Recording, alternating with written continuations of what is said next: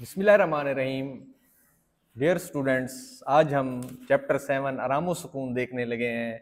सैयद इम्तियाज़ अली ताज का ड्रामा है। इम्तियाज़ अली ताज के यकबाबी ड्रामे, वहाँ से ये लिया गया है। इसका मुख्तसर सा खुलासा हम देखेंगे। इसमें यह है कि इंसान जो है दुनिया के बिखेड़ों से, दुनिया के आलाम से, दुखों से तंग आकर अपने दफ्तर को छोड़ता है। फिर छोड़ के जब वो घर आता है तो घर उससे भी ज़्यादा शोर गोल होता है, और इस शोर गोल को फिर वो मतलब कि फिर वो उसकी कोशिश होती है दोबारा ही दफ्तर चले जाएं तो ज़्यादा बेहतर है। तो ये इसका लुबे लुबाब है। सैयद इम्तियाज़ अली ताज तहरीर करते हैं कि मियाँ इशफाक साहब बीमार हैं। उनकी बेगम डॉक्टर को पैगाम भेजती हैं।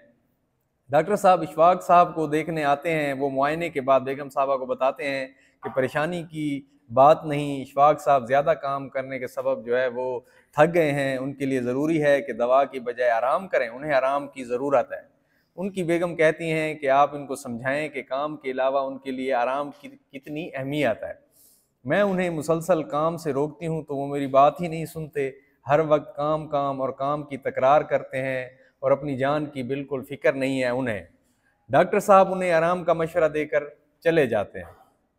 बेगम अपने मियाँ को आराम की ताकीद करती है। ये सारी बातें आराम और सुकून की हो रही हैं और मिलता बिल्कुल भी नहीं। मगर घर में माहौल कुछ इस किस्म का है कि वहाँ आराम का सोचा भी नहीं जा सकता।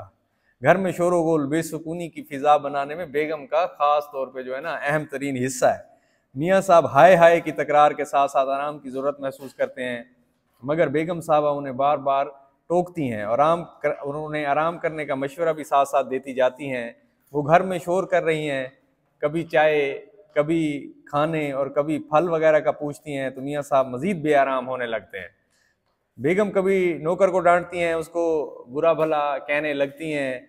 मियाँ इशफाक बेगम के मुसलसल बोलने की वजह से बड़े तंग हैं, मगर वो इस सूरत हाल में बेगम को कुछ नहीं कह सकते, यहाँ तक कि एहतजाज की सदा भी बुलंद नहीं कर सकते।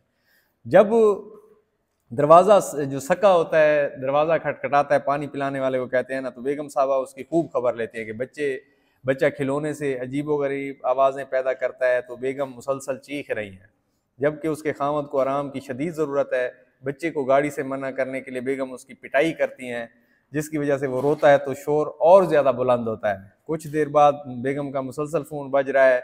बेगम घर में कहीं और मसरूफ़ हैं। आखिर खामद को ही उठकर फ़ोन सुनना पड़ता है। जो आराम के लिए आए हुए थे उनका ये हाल हो गया। वो बेगम की सहेली का फ़ोन है, वो बेगम से बात करना चाहती है और उस पर इसरार कर रही है। मियाँ बड़ी मुश्किल से उसको टालते हैं। बेगम वापस आती है तो फ़ोन बंद हो जाता है। उस पर वो खामद पर उल्टा जो है ना उसकी बाज़ पुरस करती हैं कि भाई कौन था, सहेली का नाम क्यों नहीं पूछा, कोई अहम काम हो सकता है, तुम कैसे इंसान हो। उस वक्त पड़ोस से जो है ना गाने की आवाज़ आने लगती है। कोई लड़का हारमोनियम पर गाना गाने की मशक कर रहा होता है, रियाज कर रहा होता है। तब एक फ़कीर दरवाजे पर आ जाता है।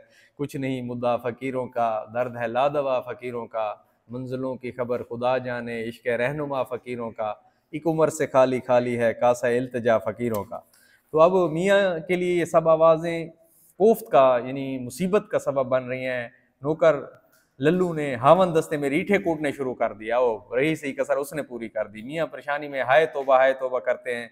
बेगम चीखती है और नौकर को मना करती है। शोहर उठ जाते हैं, बेगम से टोपी और शेरवानी मंगवा कर तैयार होने लगते हैं। अब बेगम पूछती हैं कि कहाँ जा रहे हैं, तो शोहर बेगम को कहते हैं कि मैं आराम करने दफ्तर जा रहा हूँ, घर में मेरे लिए कोई आराम और सुकून नहीं है। तो ये तंजिया मज़ाया ड्रामा है, तो इसमें थोड़े से हवाला जात भी दे सकते हैं कि इलाज के साथ साथ एहतियात का दामन थाम लिया जाए तो जल्द आराम और अफाका हो जाता है। आराम सुकून करने के लिए अलालत जल्द रुखसत हो जाती है। किसी काम का हद से गुजरना हमेशा नुकसानदेह होता है। तो ये हवाला जात आप इसमें तशरीह में ऐड कर सकते हैं। ये कोशिश कीजिएगा कि खुलासा जो है 1/3 होता है, पहला पैराग्राफ आखिरी दरमियान में से शार्ट करना है, तरतीब से वाक़यात चलते हैं और कोई कौल हदीस शेर इसमें नहीं लिखनी। अगर इसमें गुंजाइश नहीं है खुलासे में, अगर लिखेंगे नंबर कट जाएंगे। तशरीह में लिख सकते हैं। आराम सुकून से मज़ की शिदत में जल्द कमी आ जाती है। शोर हमेशा ज़हनी सुकून में खलल का बायस बनता है। तो ये चीज़ें आप ऐड कर सकते हैं। बेवकूफ़ लोगों पर नेमत कम ही असर करती है। नादान लोग चीज़ों को हुस्न तरतीब से नहीं रख सकते। बच्चे जो है वो मन के सच्चे होते हैं और उनका खेलों से कुदरती मिलान होता है। तो जब वो गाड़ी वगैरह खिलौना गाड़ी चलाने लगता है, शोर शराबे से तबीयत में उलझाव पैदा होता है। बेजा मुदाखलत से भी आराम में खलल वाक़ होता है। ला हौल वला कुव्वता इल्ला बिल्लाहिल अज़ीम। बच्चों को करीने सिखाने पड़ते हैं। शोर मरीज़ को नापसंदीदा होता है। ठीक है, यक न शुद्ध दो शुद्ध, दोनों काम इकट्ठे शुरू हो गए जी।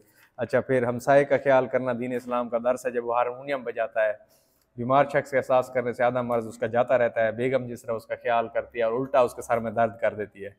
बीमार शख्स से हमदर्दी करना ही इंसानियत है। तो ये हवाला जात आप लिख सकते हैं, इस सबक को आपने ऐसे ही करना है।